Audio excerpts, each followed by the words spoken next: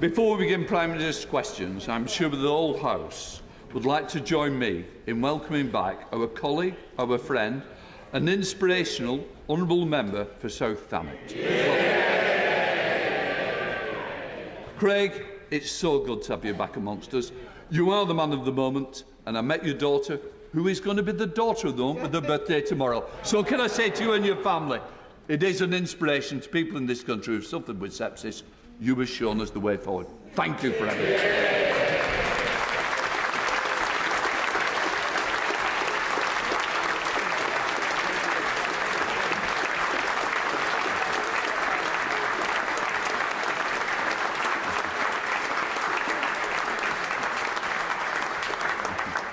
And that's the only reason I allow clapping.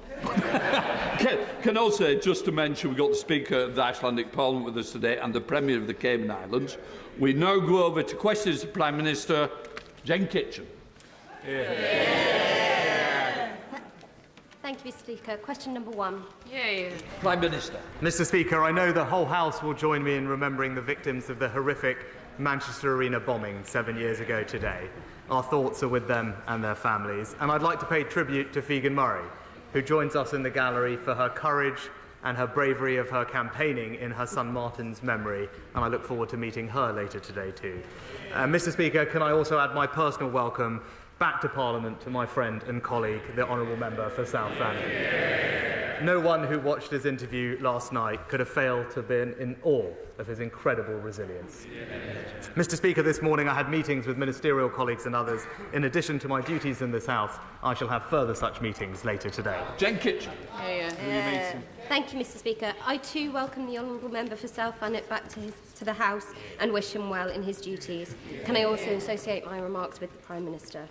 The Association of Dental Groups in their May 2022 report identified my constituency, Wellingborough, as one of England's dental deserts. I welcomed the Prime Minister's grand scheme to send dental vans to constituencies like mine.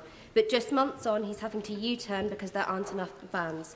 Why can't the Minister address this issue seriously? Prime Minister. Well, Mr. Speaker, that's not right. Actually, thanks to our dental recovery plan, we're delivering 2.5 million more dental appointments. There's a new patient premium, new provision for remote communities, and actually, we know that the plan is now delivering because since it was announced in January, over 500 more dental practices are now accepting new patients. And I'd also just point out to the Honourable Lady that compared to the party opposite's plan, what we are doing is producing more than twice the number of extra appointments to get people the treatment they need. Elliot Colburn. Thank you, Mr. Speaker. Today's news on inflation is not just good news for consumers in Carshalton and Wallington, but also for capital projects like the investment into St Helier Hospital and to build a second hospital in my constituency, protecting A&E and maternity locally.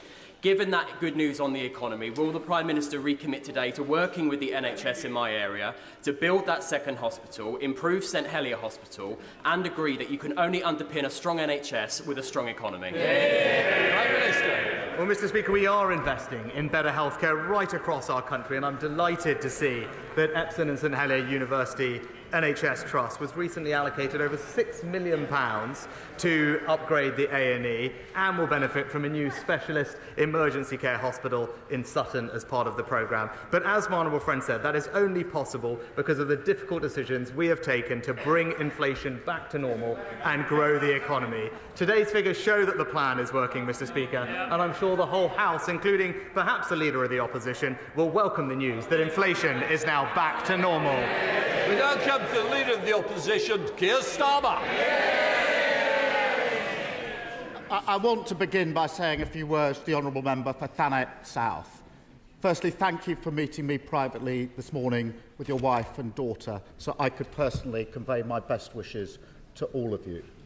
Secondly, on some occasions, and there aren't many, this House genuinely comes together as one, and we do so today to pay tribute to your courage and determination in not only coming through an awful ordeal, but by being here today with us in this chamber. And thirdly, I want to acknowledge your deep sense of service. I think politics is about service. And resuming your duties as an MP, being here today, shows us it's an example for all of us of your deep sense of service, and we thank you for it. Yeah. I also welcome Figen Murray, who is up in the gallery. She lost her son Martin 7 years ago today in the Manchester Arena attacks, and we remember everybody who was lost in that awful attack. She's campaigning for Martin's Law, which we must make a reality as soon as possible. Yeah. Mr. Speaker, the infected blood scandal reflects a profound failure across almost every part of the British state. Yeah. On Monday in our apologies and yesterday on the question of compensation, this House was united. Yeah. But too many times we've heard similar sentiments from that dispatch box and from this one. There are many hard yards to go. So does the Prime Minister agree with me that we will only now make real progress if we finally tackle the lack of openness, transparency and candour that Sir Brian Langstaff identified as having prolonged the victims' suffering for decades? Yeah. Minister. Yes, Mr. Speaker. The inquiry was established to get to the truth and provide answers, and this week's report represented a hugely significant moment for the community. This was an appalling scandal, and I think the whole House is grateful to the diligent work of all those who have supported Sir Brian Langstaff and the inquiry's work. And I also pay tribute to the bravery of every individual who has come forward and told their story in their fight for justice. Their voices have now finally been heard, and I agree with the honourable gentleman. We will listen to them and ensure that nothing like this can ever happen in our country again. Keir Starmer. Thank you, Mr. Speaker. The infected blood scandal is shocking, truly shocking, but it's not unique. The story is familiar. Concerns raised but ignored, reports written but not acted on, victims and their families campaigning for years just to be heard. So I want to focus in, if I may, on the duty of candour, or lack of it, which has been a failing in scandal after scandal, injustice after injustice, from Grenfell to Horizon, Hillsborough, and now infected blood. And I've read the government has called for evidence about the duty of candour in health, but I can't think of a single example where that duty of candour should not apply to all public servants across the board. And I don't think it's possible for any of us to stand at these dispatch boxes and honestly say, never again, unless we address it. So does the Prime Minister agree that the time has now come for the duty of candour to be clearly enshrined in law across the board?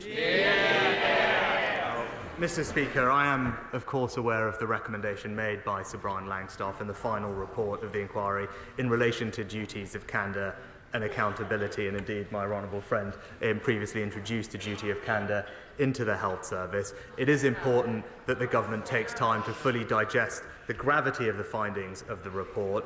The wrongs which have been committed are devastating and life-altering for so many. Ensuring that nothing like this ever happens again is a priority, and of course we are sympathetic to that and going through the recommendations in detail at the moment before providing a comprehensive response. But of course, given the situation and the gravity of the findings, it's a recommendation that there is an enormous amount of sympathy for. Keir Starmer.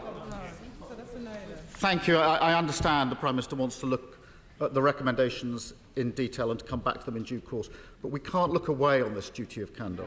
So can I at least ask the Prime Minister to expand the call for evidence on the duty of candour beyond health? We do owe that to the victims of Hillsborough and Horizon.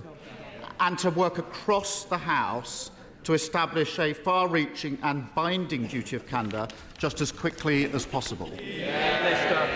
Well, Mr. Speaker, I think the honourable gentleman will remember on Monday I said very specifically that the patterns and behaviour that we had seen in this appalling tragedy have been replicated in others, and I mentioned Hillsborough specifically. So I'm very aware that there are structural and behavioural cultural problems that we do need to fix. The duty of candour is something that, as I said, the principle, and there is an enormous amount of support for the principle of and sympathy for. He will understand we are digesting the full contents of the report, but of course we want to right the wrongs of the past and crucially ensure that nothing like this happens ever again.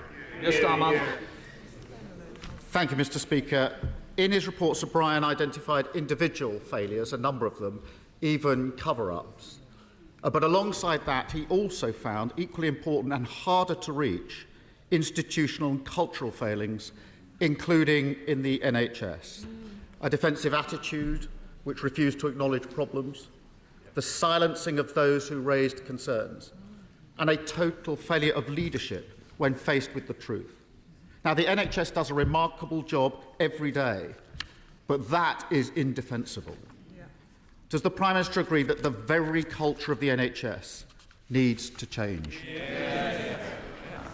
Yes, Mr. Speaker, and again, I think in response specifically to the question from my honourable friend, the member for Bromsgrove, we discussed this on Monday, and the NHS, of course, provides life-saving care to so many people every single day, for which we're enormously grateful.